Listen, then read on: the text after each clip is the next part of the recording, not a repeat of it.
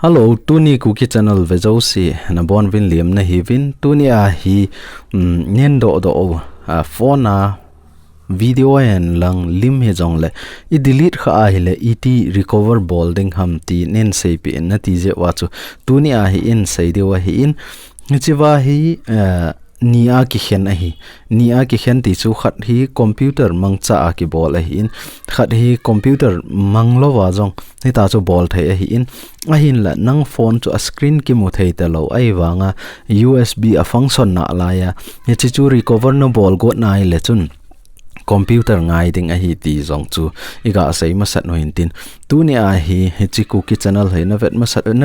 pen na a hi a chi to bang video ho hin het jing no ma technology lang pang hilang software lang pang hi jong le na het no ma ta chu aban bana na vet no mai le KUKI channel he subscribe an ki bol lang bell icon chana mi le chon video tha ahung ki upload cheng le eta chu na ban cha na vet na ki jil to jing thei hi ti chu iga sei theu hin tin tu ni a hi mobile a ko na apps khat mang cha it file man sa ho recover bolding ham ti chu in sei de wa hi in china dinga chu ama sape na hi play store na chi ding a hi Play Store na chi zo ting le achung langa hi vele chun search for app and games kiti na hi nami ding hi nami zo ting le DRFONE ti a na type ding a hi Dr. Phone ti a hi na type ding aban le chawai install na bol ding a hi ichi hi IMB zong hi 7.4 MB bo a hi in aban le hi chalangai ga vekit le hen 10 millions plus in hita chu download a ki bol hita in hi chi trustful mama a hi aban le hi chu hi apoi modan chu phone iga koi hla icha te inaute a hi lo le eloi ho ham khanin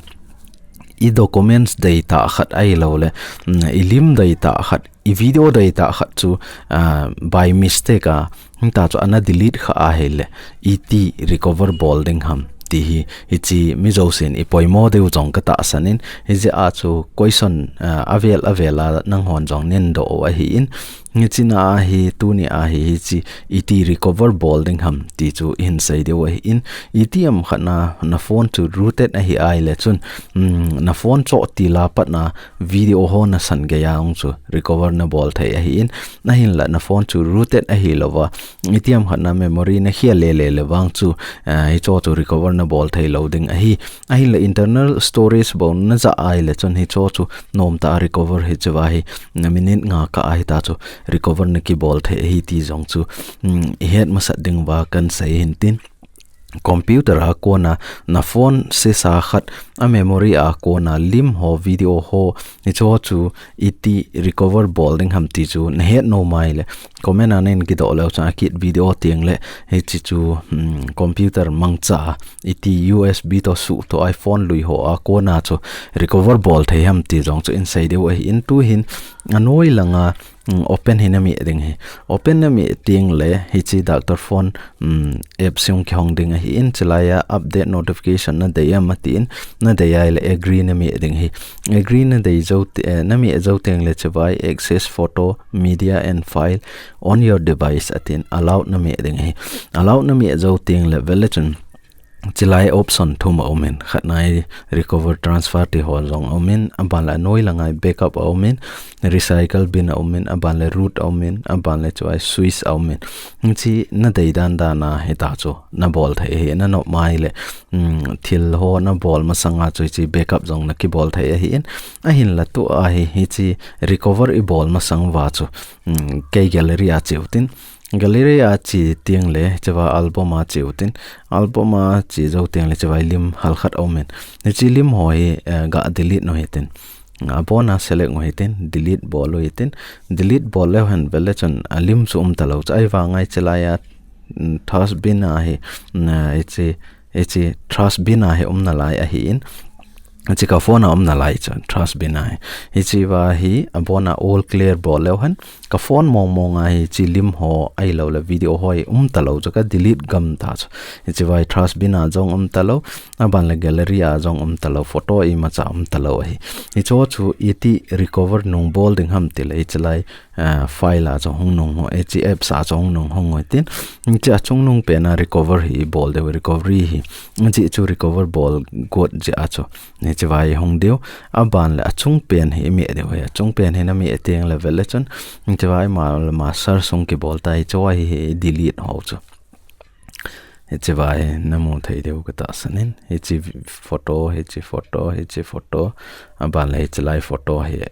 delete no hi in aban la to a hi completed akiti in 1952 file has been found akitin okay me de way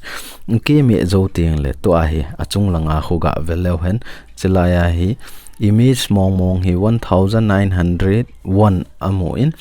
ban le video hi 51 video hita chu recover and bol do hin video an chinom le chawai video ho jong dim se ne so I can ka delete ga mai ta en a hin la to a hi aman recover an nong bol ke ne hi ban le image a ong hi ga velo hen chiwa sang khat wal lang an nong mo choi ken kum masalaya screenshot kana ball ho cha hi in to a hi chelaya recover jong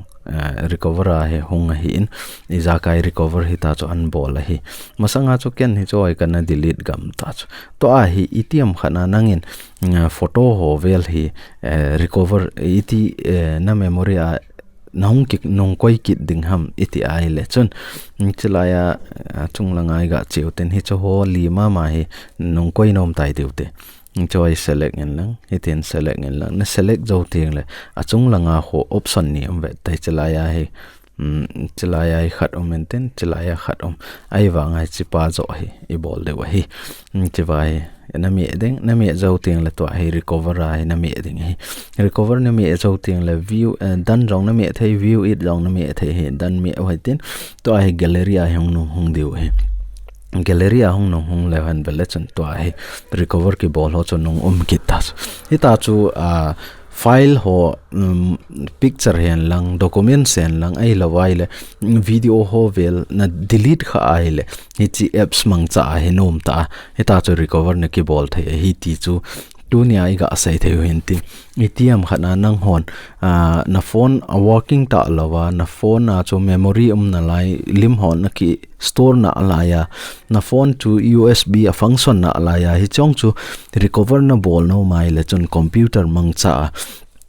USB to na su to a hita chu recover na bol the hi in ni chi to bang chu ne he no ma jong le